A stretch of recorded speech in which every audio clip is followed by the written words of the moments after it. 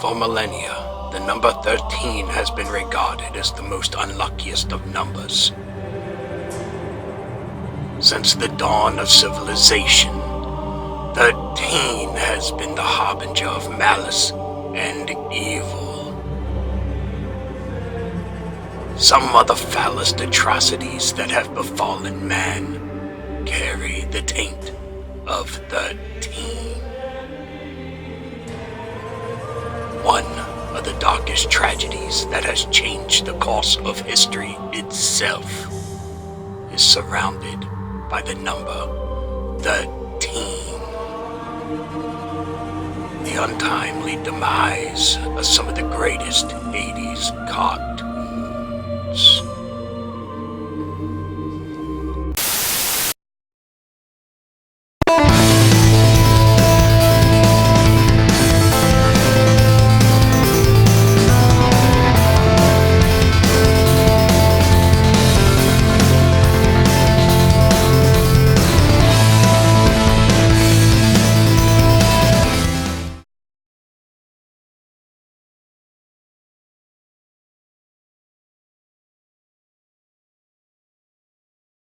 Hello friends, and welcome to Days of Dorker Past.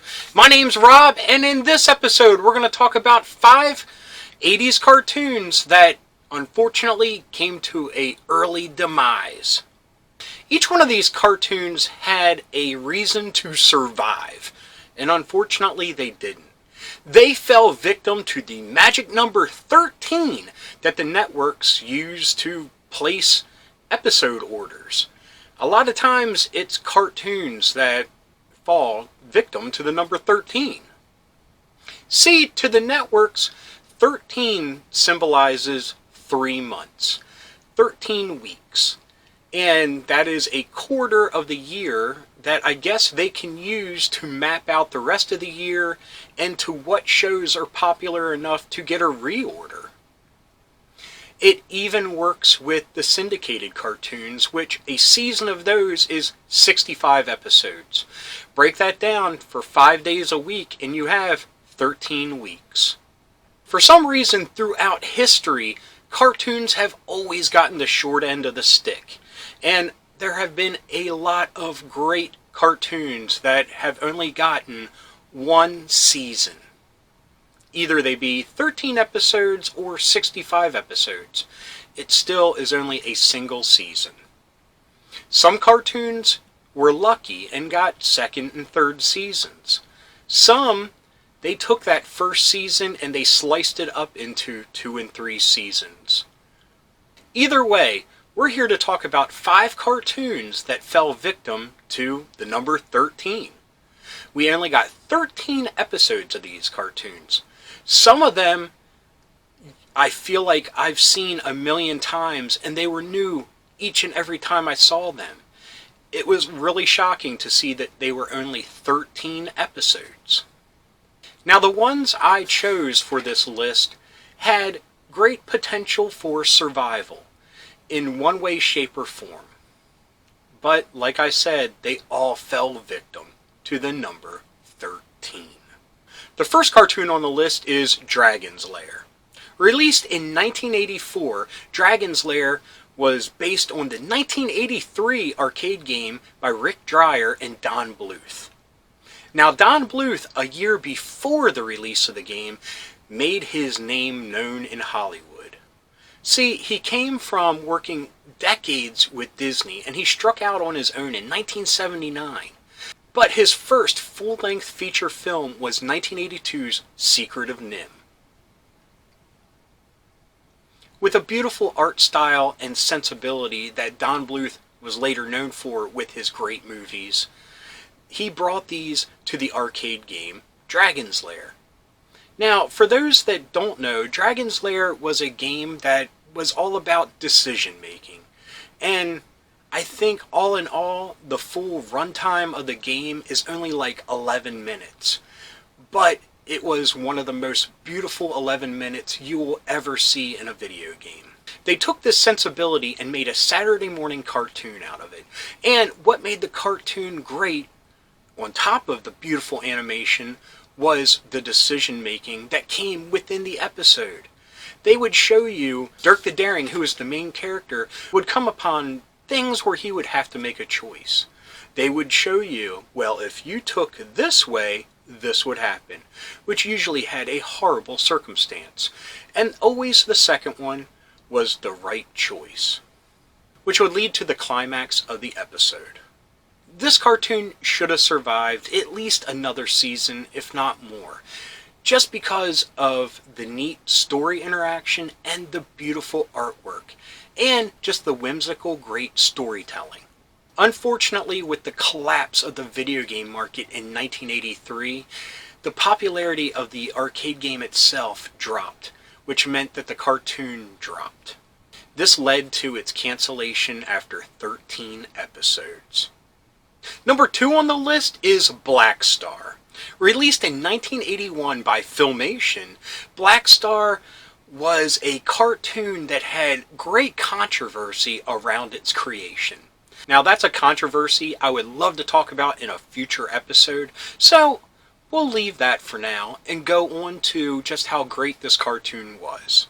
It had the great Filmation art style that we would know, and it had a great setting of sci-fi and fantasy that we would later see in Masters of the Universe.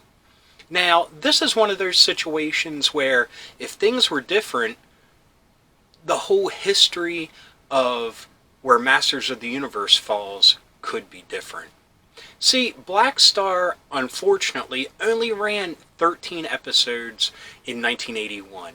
It could have just been one of those situations where it's just a little too early for its time. Because you fast forward 2 years later and Masters of the Universe is a huge property.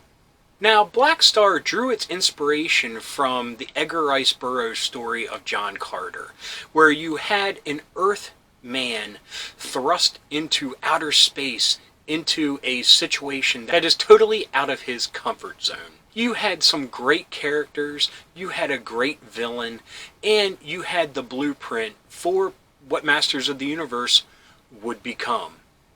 Now, I'm not taking anything away from Masters of the Universe, but I think with Filmation, if they wouldn't have taken the first steps with Blackstar, we might not have gotten a Masters of the Universe. And if Blackstar would have been as successful as it should have been, who knows where Masters of the Universe would fit in with our nostalgia. Now, number 3 on the list is one of my favorite cartoons of all time, and that is 1980's Thundar. This was definitely a case of it came before its time. The landscape of Saturday morning was full of saccharine sweet, formulaic cartoons, reruns of Scooby-Doo, The Flintstones, Jetsons, Yogi Bear.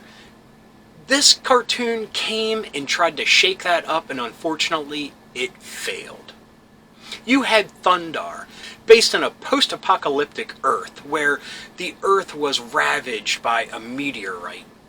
It dealt with fantasy and technology, magic. It was a beautiful setting, which is what makes it one of my favorite cartoons ever. And it kind of helped make me the dork that I am today.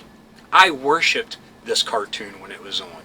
And I followed the reruns as far as I could until those even stopped. I guess it was just hard for adults and kids at the time to go from cutesy Hanna-Barbera produced cartoons to a barbarian, a sorceress, and a muck freeing human slaves and defeating gnarly looking villains and monsters. It helped to chart the course of many cartoons afterwards, but when it came out in 1980, people just couldn't deal with it, and it was canceled after 13 episodes. Number 4 on the list, just by name alone, it should have been much more popular, and unfortunately it wasn't, and that is Droids. Based on the characters from Star Wars, R2-D2 and C-3PO, Droids followed their continuing adventures? Previous adventures? I don't know. But they met a new cast of colorful characters and were put into great adventures. It lasted only 13 episodes when the show that it was paired with, Ewoks, went on to 26 episodes in 2 seasons. Now, I can personally say I wasn't a super big fan of Droids. I regret that now because I'm one of those people that any Star Wars is good Star Wars. And that's because it lives in my imagination. It lifts me up from Earth and takes me away from my problems for a short amount of time. And that's something that I'll always be indebted to George Lucas and Star Wars for. Unfortunately, the cartoon, I don't know why it didn't survive. I mean, Ewoks did. Maybe that was just a little bit more cutesy and got more kids on the bandwagon of it, while Droids was more of your typical technological sci-fi, dealing with like hot rod racing teenagers in space. I mean, what could have been? But it only lasted 13 episodes. Now, number 5 on the list, it's not a personal favorite. I actually don't like it at all, but it had great potential, and maybe more seasons it could have grown, and that is The Legend of Zelda.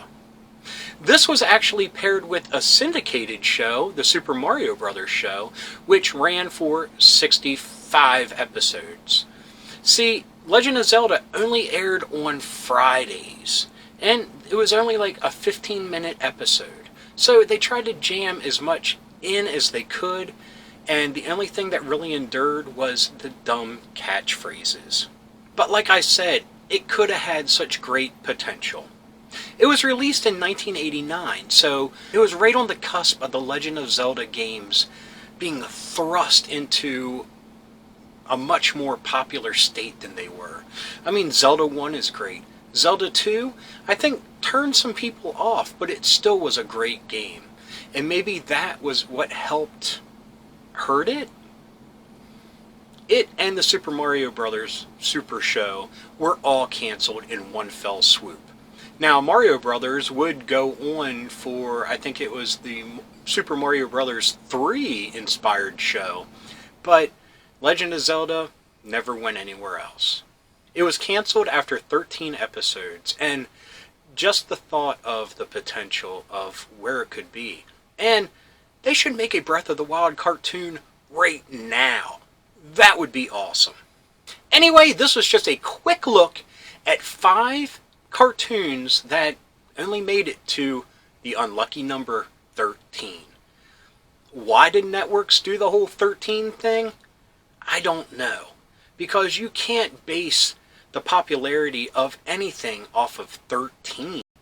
I mean, maybe ice cream, you only have it once and you like it, but 13 times of anything you're not going to be an expert at.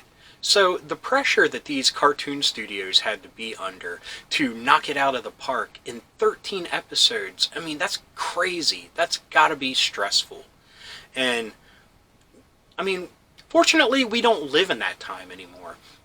I mean, it's sad to see Saturday morning cartoons gone, but if this is the kind of practice that was going on, maybe it's better off that we have cartoon networks and specialty channels that order big episode orders at once and allow stories to be unfolded and things to grow and be nurtured. I mean, it's a sad state, and it still does hold up today, unfortunately, but cartoon animation houses, I mean, they're just meant to be disposable, and that's sad.